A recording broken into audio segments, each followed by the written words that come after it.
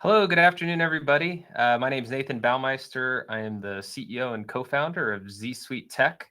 Hopefully, you are here to be at the ZSuite Tech webinar 2025 in Motion Advancing Escrow Innovation.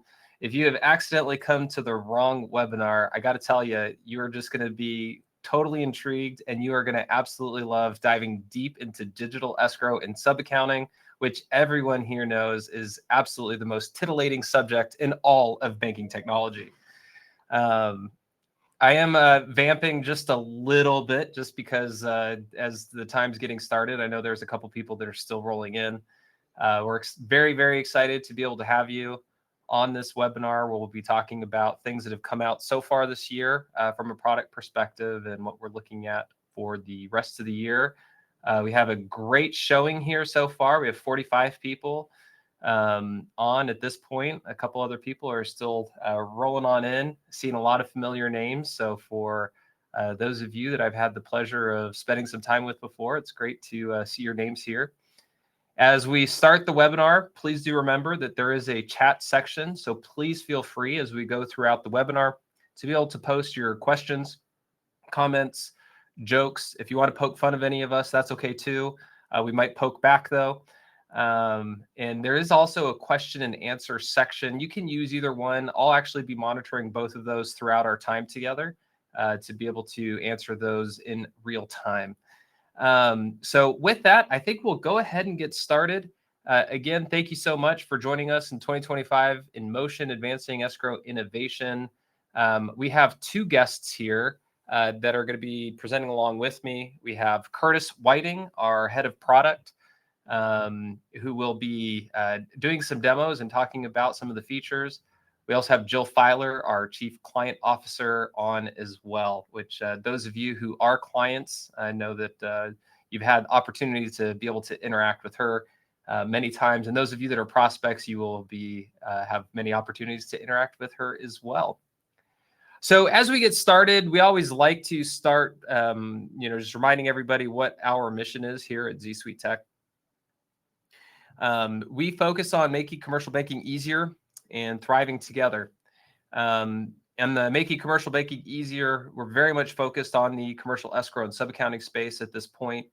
And always excited to be able to do that in general, but even more so be able to do that as we add additional features to the platform itself. And thriving together is something that's really important to us as we think about the entire ecosystem that ZSuite Tech touches. Part of it is we want to make sure that the employees here at ZSuite Tech are thriving, because if they're thriving, the platform's going to thrive and you all are going to thrive. But we also care deeply about making sure and enabling that you all, as our clients or possible future clients, are thriving and being successful in your goals from a deposit growth perspective and adding on new commercial customers and making sure they have just an absolute wonderful experience. So as we look at commercial escrow and sub-accounting, Curtis, if you want to go to the next slide. We have the opportunity. We're working with over 100 banks right now, and in many, many states. And as far as we look at the verticals themselves, it's okay, you can go to the next one. As far as we look at the verticals themselves, a lot of different use cases all throughout. When we look at the overall commercial escrow and sub-accounting deposit opportunity across the United States, our best estimates is at least $1 trillion in deposits, but broken down into a lot of different verticals. We just highlighted 3 of the biggest verticals that we see on the platform: property managers,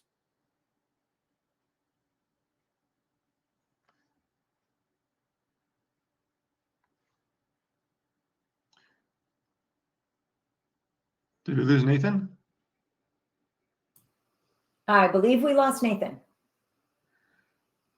All right. Curtis, you're up.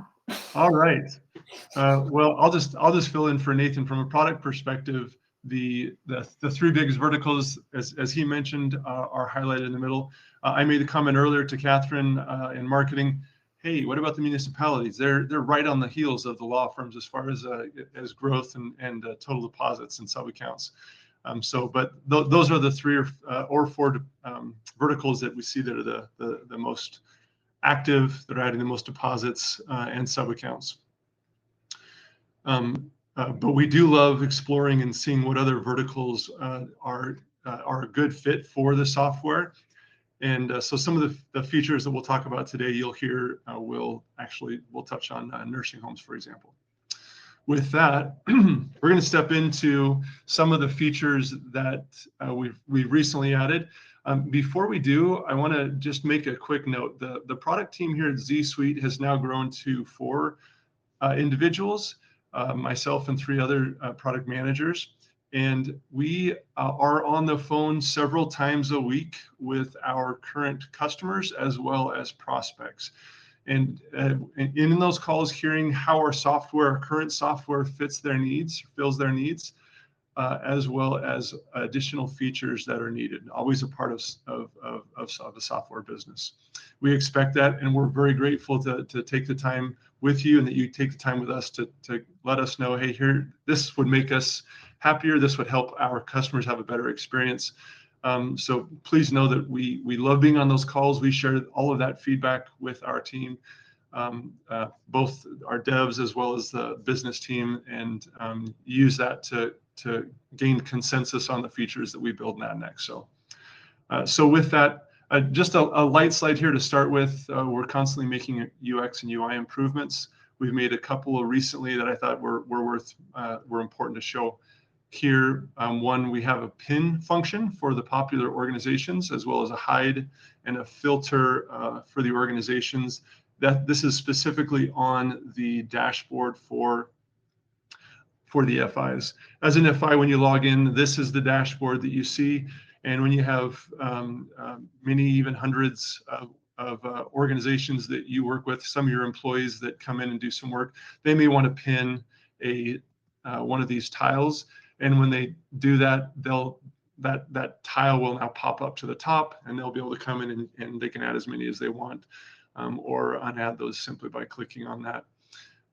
And that's been requested for a period of time, and we're happy to have that in there. We also have the filtering functionality that's now out there, and you can choose to show your closed orgs, and you'll see those with a closed label. Or you can filter for a specific vertical, in which case you'll just see those specific verticals. In this case, I'm going to clear all and just call out that as we're adding functionality to your dashboard, or as we're hearing feedback from you, we'll look to add additional functionality. By the way, I will pause occasionally and make sure I ask questions, but feel free to put questions in the chat, and we'll stop and chat about those as they're actually happening. Okay, for the next feature set that we wanted to share, this is related to your organization users and the management of how you manage those users. When we launched the product a couple years back, and still today, all of your users that come into the platform, they come in via an extract on a daily basis, and in that extract, that will include all of the signers that are on the holding and or the master account. And so as those come in, we'll make those available in the platform and make it so that those people can be invited to the platform. This would be for non-SSO users. We also have an SSO functionality that enables many of these same abilities. So with this new functionality, we've now made it so that your signers, they'll still come through the extract, but we now can add non-signers via the UI. And we have additionally added the ability to have read-only permissions for those organization users. And this will be controlled, currently it will be controlled by you, the FI. And I'm actually going to pop over to the platform to show you some of these other items that are there. I think that's the best place to show it. And so in your dashboard on the left nav, you'll have a settings tab. And in that settings tab, you'll have on the horizontal nav an organization user management right next to the FI user management. And when I go in there, I'm able to see the list of users here by organization, as well as the source for those users. And you'll see the list of signers here and the role that they have. So that's just your general layout. In this page, I have the ability here at the top to invite my organization users. And I'm just going to select it so you can get a feel for what's in this. This allows me to add somebody, again, who's not a signer, just by adding their name, email address. It's going to require that I choose an organization for them. And so in this case, again, this is our demo site. So I'm going to choose Smith Law, and I can choose the role. And these two roles, again, the admin role is the one that all of this, the signers will automatically have as they come in and when you invite them to use it. You can choose to change their role from admin to read-only. And in the read-only role, they would not be able to create a sub-account or transfer funds or close a sub-account, etc. And any of those functions would be reserved for the admin role. Finally, there's a toggle here for just acknowledging that when we let this person into the platform, they're going to have the same permissions as signers. And the institution, the financial institution, is responsible for the compliance requirements for this user. So that is the ability that gives you then the ability to invite those folks to the platform. Also, from this page, you now have the ability to revoke the access or change the role for them. And given we just looked at the role, I'll jump in here. And the change role functionality lets me toggle between the org admin and the read-only. I'm going to finish later. And I can also revoke their access. And in the revoke access, it gives me the ability to revoke them from all organizations or simply from this property. And what this is about is that as you come in to the platform, currently the majority of these come in via the bulk process. And so this UI will be enabled for the onesies and the twosies that you have. And you'll work with client success to be able to make that happen. When a user is added here, we'll have to add them one at a time, as I mentioned, and we can add them for multiple organizations, but each one of them requires a new invite here. So if I had the same person a second time, I would come in here and I would select a different organization and I would be able to choose their role, as I mentioned just a minute ago. And I also have that same ability when I'm canceling or revoking their access to be able to say, I'm just going to choose one of these organizations I need to remove them from. So all of that functionality now exists in the UI, as well as the ability to re-grant access to somebody you've uninvited or revoke the access and choose their role. All right.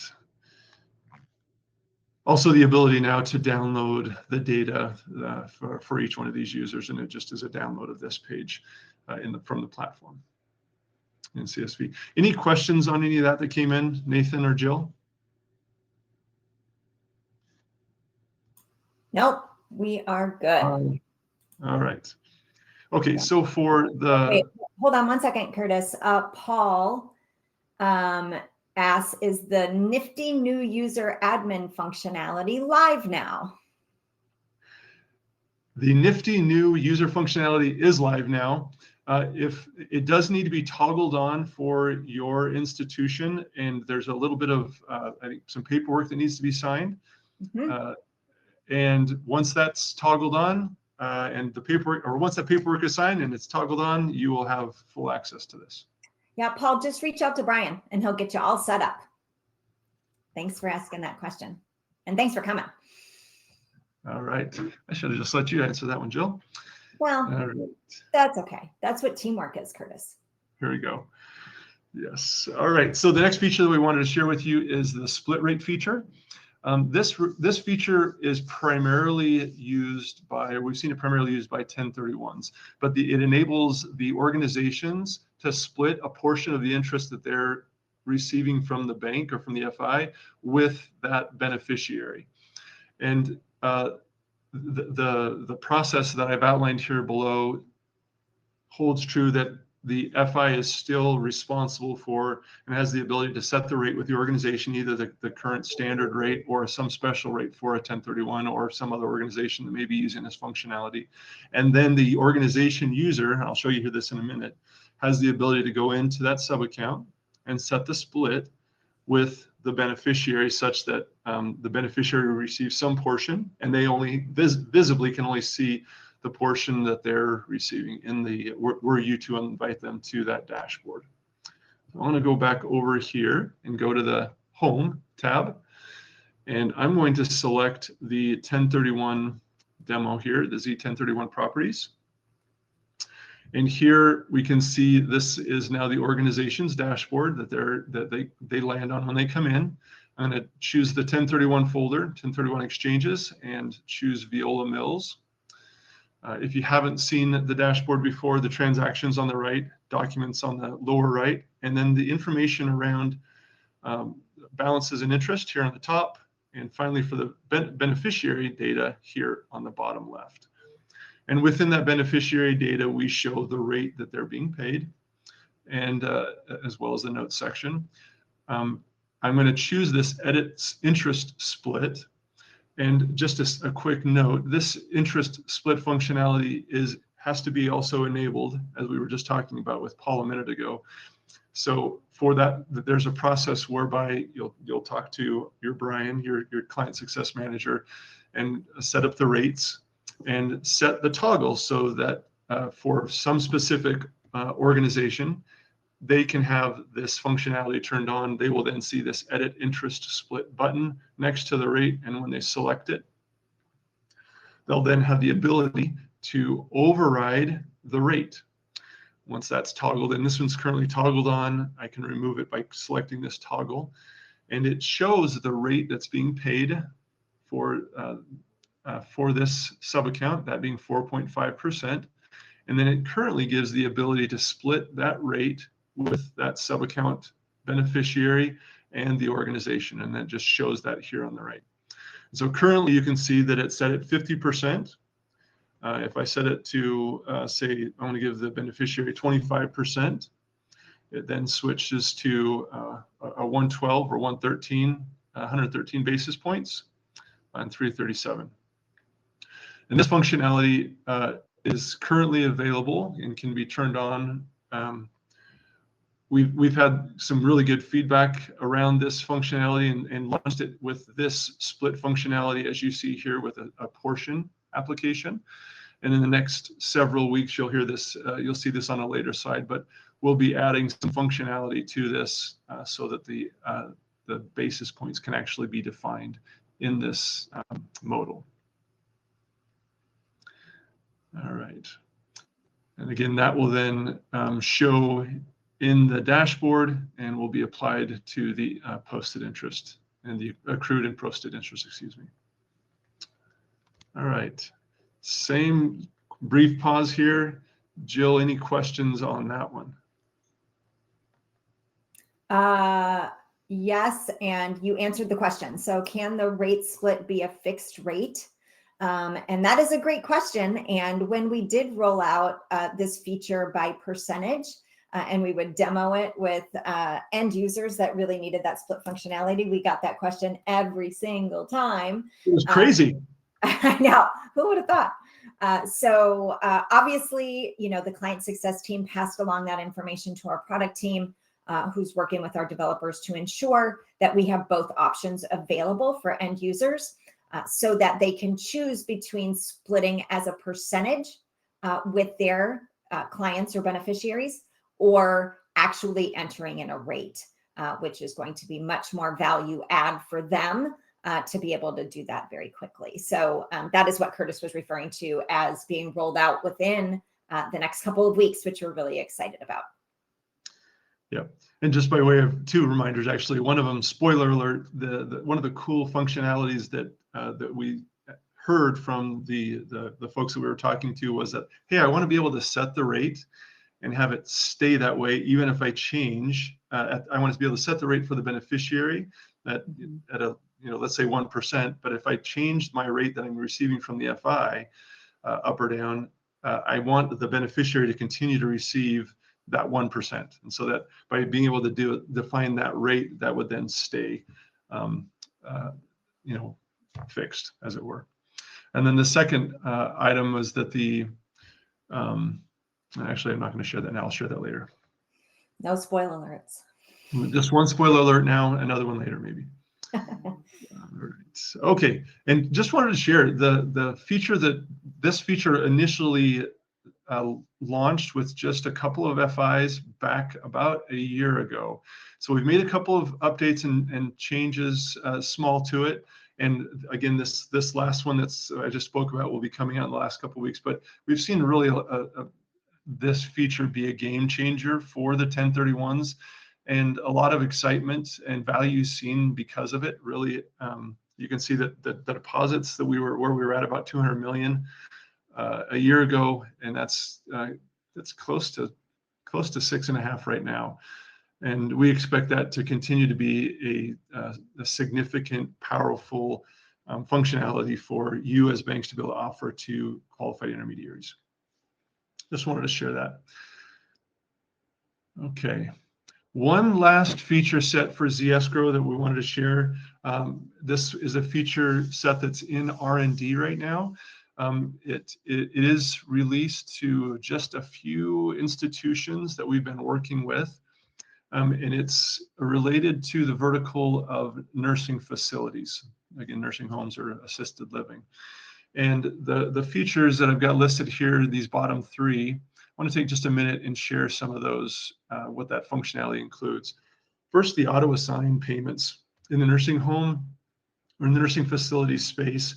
Those residents receive regular payments from the Social Security Administration as well as from other governmental entities.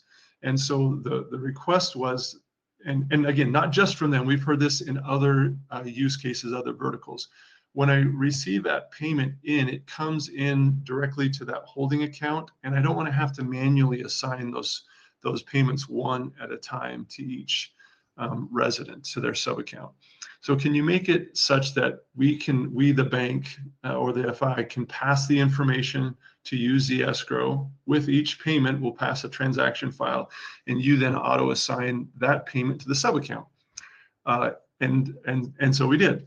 And so the ability to auto assign payments, we've got that running with an institution right now and working great. We've also have a couple of other use cases where we've begun testing that for at least in another case, a municipality where regular payments come in for a school district, I believe. And again, the big difference between that functionality where we added the ability for the FI to pass us information in our transaction extract. So if this is something that's interesting to you, or you have some more questions about it, certainly we can answer some here.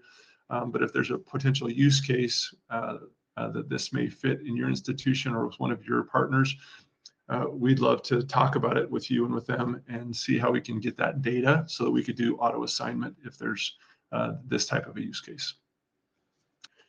A related feature to that I've got listed there that I want to spend a minute on, personal allowance.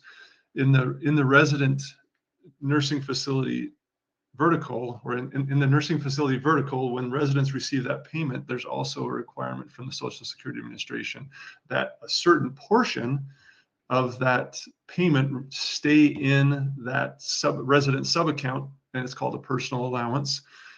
And it enables that resident just to have some funds to be able to do whatever they may need to do during the month, haircuts and buying things and whatnot.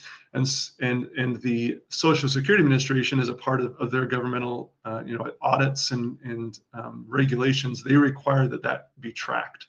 It's both the balance for that resident as well as the fact that a month that the payment came in the door, that it went out, and that a portion was left behind that personal allowance amount. So as a part of that auto assigned payment, we then added on top of it the ability to leave a portion of that behind on a monthly basis. And that's also being used and being tested right now. And then just one final note here before I ask, see if there's any questions. The platform today is a general purpose platform. And so the type of functionality that we've added here just to kind of begin using it, what we found was that the general functionality that we have there allowed for the nursing home to be able to add the bed number and the resident status and some of the other information in the fields that we have available today in the platform. There's also the notes field. And so as we had conversations with some of those skilled nursing facilities, we found ways to use the existing fields and or the notes field to fill their need. And so have had some good success with that. If there's any, again, questions here, I think this is probably a good place to stop and see what questions may exist. There's none in the chat, Curtis, at this point. Okay. All right. And I want to take a minute and step through some features that we recently added for ZRent. Again, ZRent is the product that we use for enabling landlords to receive payments from their tenants. The functionality that we recently added that I want to highlight here is the ability for the landlord to delete a bank account. And managing your bank account in the past, there's just been some more manual steps.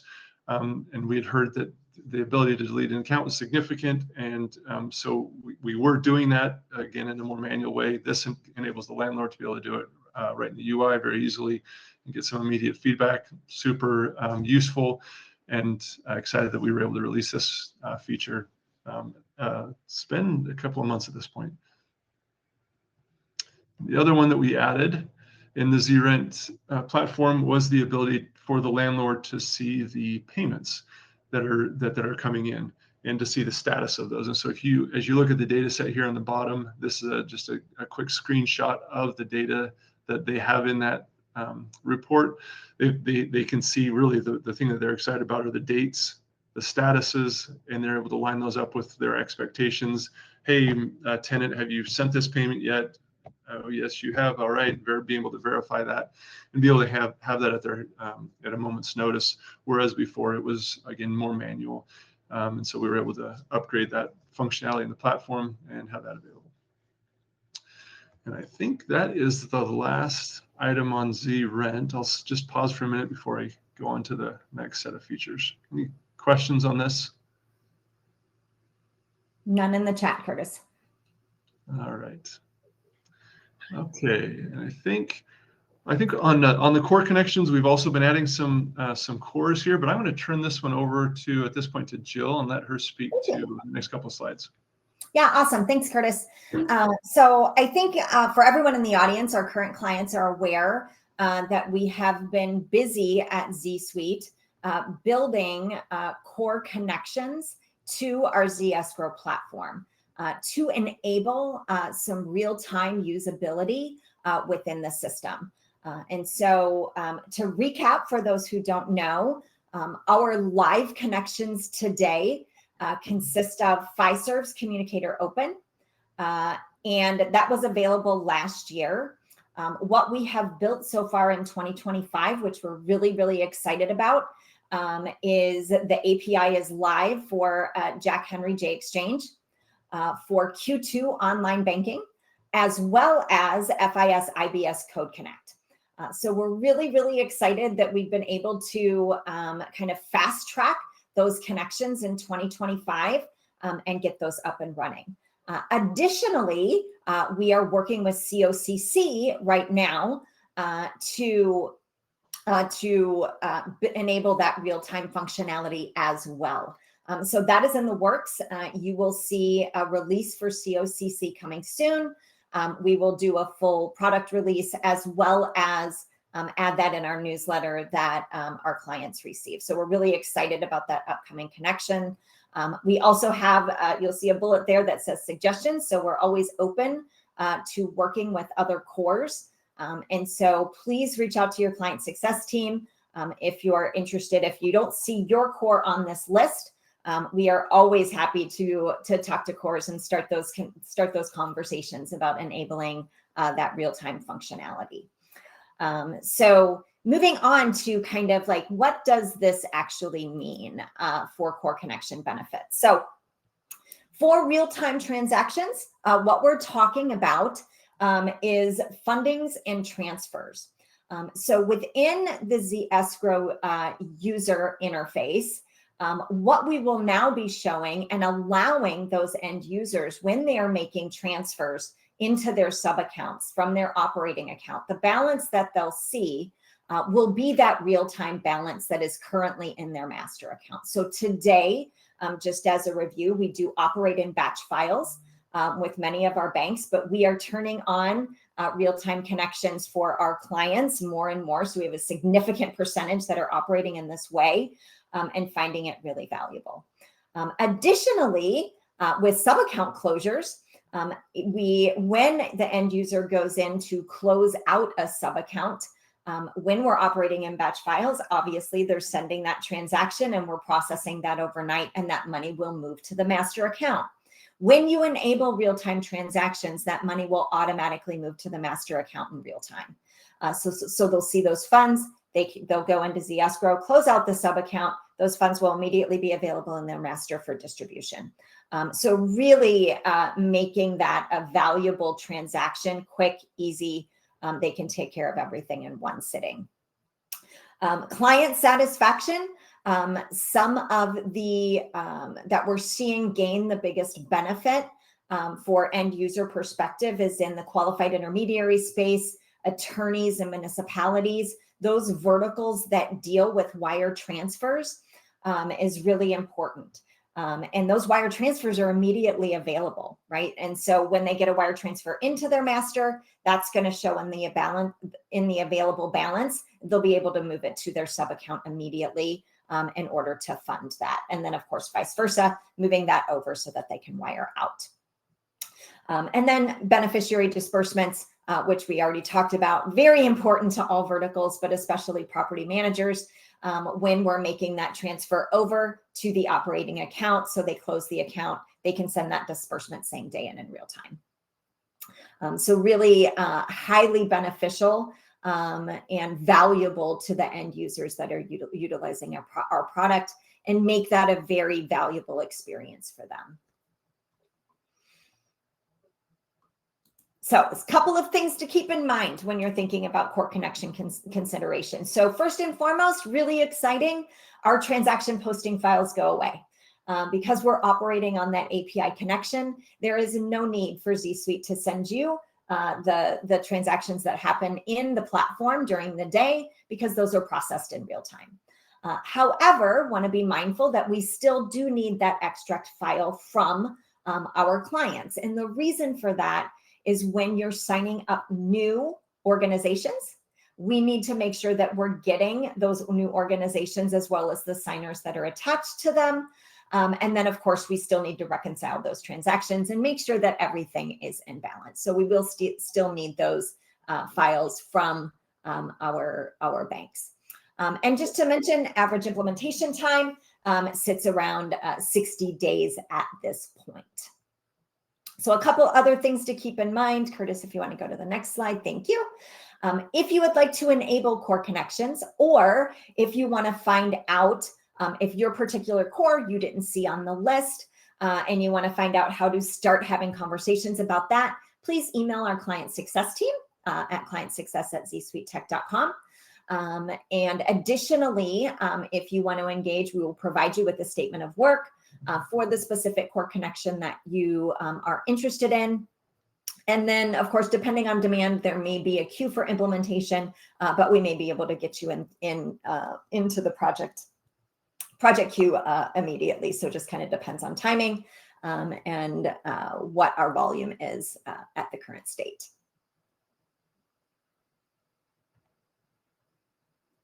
And we'll leave you with a communicator open quote. This is from one of our clients at Dime Community Bank. He is the escrow service operations manager there, and basically said that the API is a game changer for his clients. Allowing them to fund beneficiary sub-accounts and disperse funds in real time has just been a game changer for how they service their clients and how their clients manage their escrow. So really exciting We've seen a lot of value there, like I mentioned, and a lot of satisfaction with end users enabling this real time. And then Curtis, before I turn it back over to you, just a couple of things. Since I have a captive audience to talk about client success items. Next slide, Curtis. Thank you. A couple things you may have noticed in our newsletter, and we've also sent a couple of emails out that we are really looking to update our contact information. We like to do that annually to make sure that we're talking to the right people from your compliance teams, from your sales teams to our main points of contact. And so if you've seen that and haven't done that, we would ask that you do. That would be really, really lovely. Additionally, we are sending out our client feedback survey coming in October. So be on the lookout for that. We always are looking for feedback on our customer service and success teams, as well as our product. So looking forward to that. And then additionally, Curtis mentioned that, one part that's really important to us from a success and product partnership is that we really like to engage with that product feedback. And so we are always happy to get on phone calls with you. Any feedback that you give us, if you want to send it to that client success email group, that would be great. But we always love to get on the phone and hear your valuable feedback, as well as your clients. So if you have some clients that want to provide us with usability, we'd love to hear about that as well. So just please let us know. And then finally, from the client success side, we will be attending a number of conferences in the fall. So please be on the lookout for that with our newsletter as well. And because we'd love to see you, grab lunch, grab a coffee, have a good conversation as we are out and about in the conference world. So thank you very much for your attention on the client connection. And it looks like we have a lot of questions. So Catherine, I'm not sure. Yeah, thanks for letting me jump in. Hello, everybody. Thank you. There are just a couple questions I wanted to make sure we covered. I know we have some time for questions at the end, and Curtis has a little preview of what's coming up too, but want to make sure these questions are answered. So first of all, we had a question about Nimbus as a core connection. Do you want to talk about that, Jill? Sure.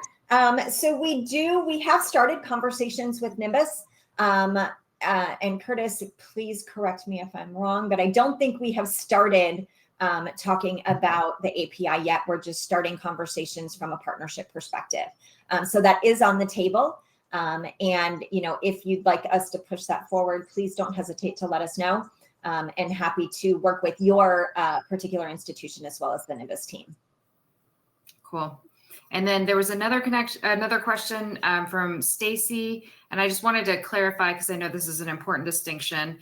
She asked about the real-time core connections replacing the file exchanges. So if you could just go over that, Jill. Yeah, sure. So it does replace one of the files, and that is the transaction file that we, ZSuite, send you at the end of the day. But it does not replace that morning file because we do need that information from new organizations and signers that are coming in. And additionally, we do need to reconcile those transactions so that we make sure on a daily basis that everything is in balance. Good question. Yeah. And one more question on that. Madeline says, we currently send batch files to our core, but use Q2 online banking. How can we determine if this real-time function would be applicable for us? Yeah, absolutely. So we do have a Q2 adapter. I don't know that I'm saying the right word. Am I saying the right word? Oh, look at that. Q2 adapter that we've worked on this year that enables us to utilize Q2 real time with most every core. And so I would invite you to please reach out to the client success team. We're happy to look at that internally. I would say with 90% certainty that we'll be able to provide that real-time capability for you as long as you have Q2 online banking. But we want to make sure we do our due diligence internally, and then we can move forward with the project. Awesome. And Dennis just asked if we have any conferences coming up in the Pacific Northwest. Catherine, do we have any conferences in the Pacific? No, sadly, Dennis, we don't. because what we all love the Pacific Northwest. That's a little bit why we're laughing about it. We were just there. We were. Something else.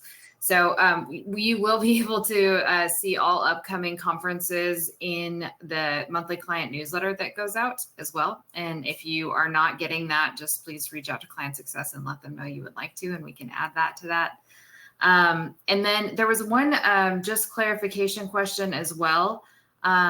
Jill, when you were going over the time for implementation for the core connections, you said it was going to be 60 days. Is that just for existing clients, or what would the implementation time be for new clients? Okay. Yeah, good question and clarification. Thank you so much. And so that 60 days is for existing clients who already have ZEscrow live.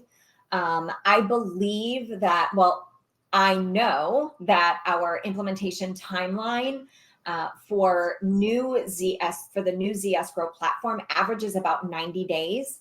And I believe adding real time to that just adds an additional 30 days to that implementation process. So you're looking at about 90 to 120 days. Is that anything to add there, Curtis? Nope, that was perfect. Yeah. Okay. So sorry I didn't mention that before, but great clarification. Thanks for asking. Yeah, absolutely. Great. Well, it looks like we might have one more question coming in, and we definitely have time for that. But Curtis, do you want to go to the coming soon slide? Yeah, let me do that here. And our webinar is scheduled through 12:45, so just trying to be respectful of that with everyone's calendar. But we will be available for questions if we have questions that go longer than that. All right, I'll just take a minute here. This is a great opportunity to share what we're planning for, what we have planned and are working on for the second half of the year. I mentioned earlier the fact that we're working on that rate splitting functionality, that we'll now be able to define that rate.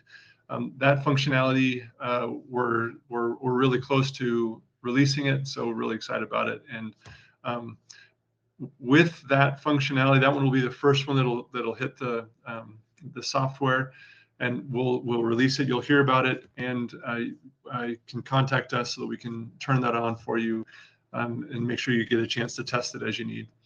The additional functionality that we have that I've listed here, this FI read-only users, this is actually related to or similar to the feature functionality that I mentioned earlier related to the organization users.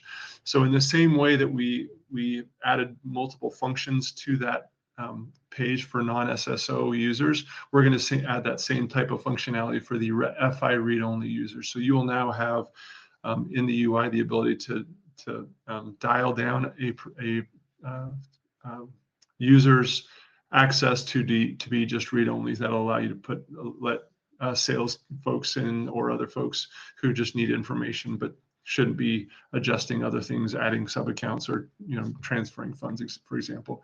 So that'll come here in the second half. The other two things to mention just are that we have opportunities on the performance and load time, especially for some of the larger FIs who have many sub accounts and or organizations that are really quite large. And so some of those we want to spend some time making sure that just the software is able to keep up, able to be really fast and solve the needs that your clients have. And then finally, we just are constantly adding or trying to add more data sets and reports for tracking rates, for example, or some of the sub statuses. We want to be able to add that functionality into the platform here in the second half of the year. Also on ZRent, we're working on automating the tenant move out process. That today has some manual steps to it that we want to eliminate. So that was what I had to share for that, Catherine. Now we're on to the questions. Thank you. Actually, thank you very much, everyone, by the way, for the time and for the feedback.